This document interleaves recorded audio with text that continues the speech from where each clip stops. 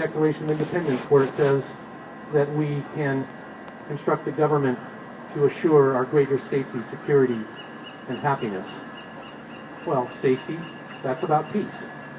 So we have a retained right to peace. And all we have to do is agree that that is a retained right and do it in a majority in our states.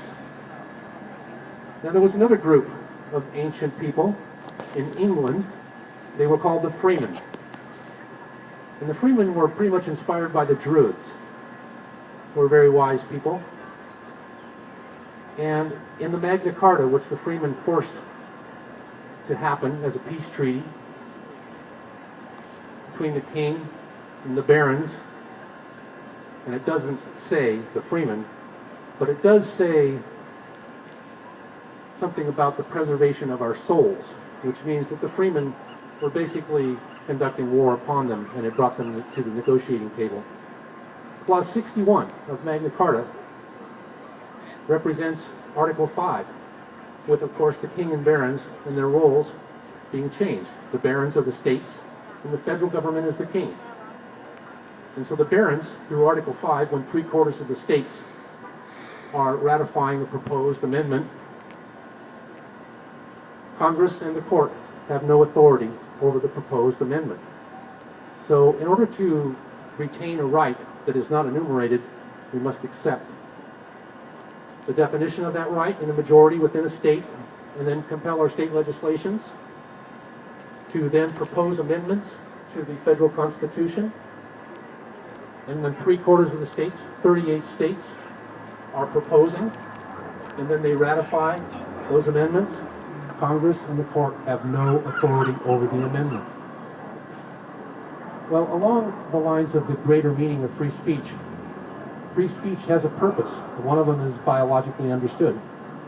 The biological definition of free speech is that it serves to assure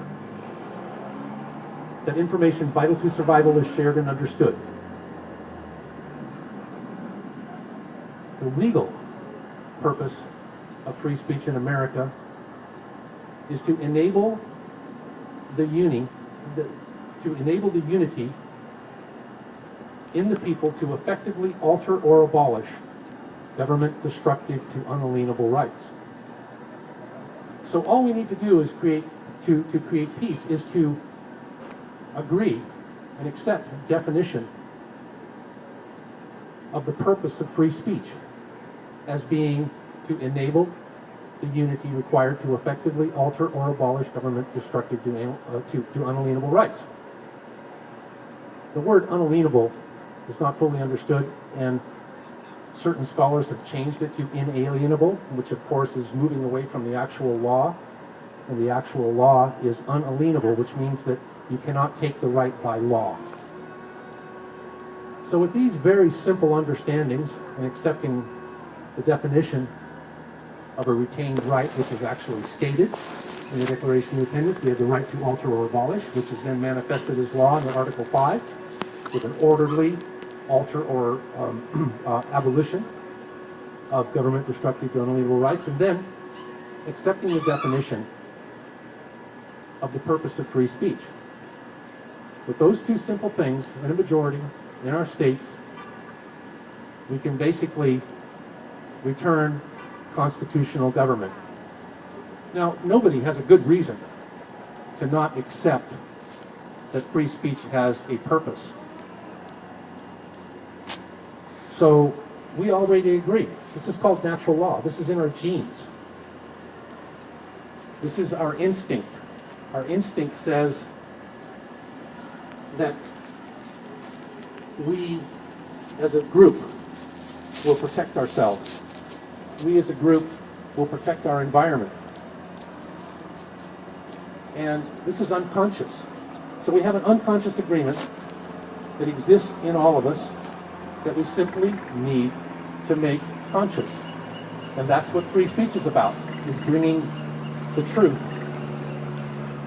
of natural law into our society in a majority so that we can use our law to control government and cease its collusion with corporations that want war, the military-industrial complex, and corporations that would exploit the natural resources and destroy them, which are unalienable rights. This is not politics, this is law. And by using this law, we can restore constitutional government on Turtle Island in America. And by understanding these things, we become strong as a people. We become able to resist tyranny. We become able to preserve and assure continuity on our planet. This is vital to our futures. If we continue to destroy the air and water, as we do when we are conducting war, nobody thinks about air and water when they're conducting war. Our air and water are going to become so toxic that our lifespans are going to start to decrease. Our children's lifespans will decrease. The continuity of all life and all living things will be interrupted. So it's vital that we use our rights. We understand our rights. And understanding we have the right to alter or abolish, and that therefore the framers intended that the ultimate purpose of free speech would be to enable the unity required in the people to effectively alter or abolish. Thank you for understanding.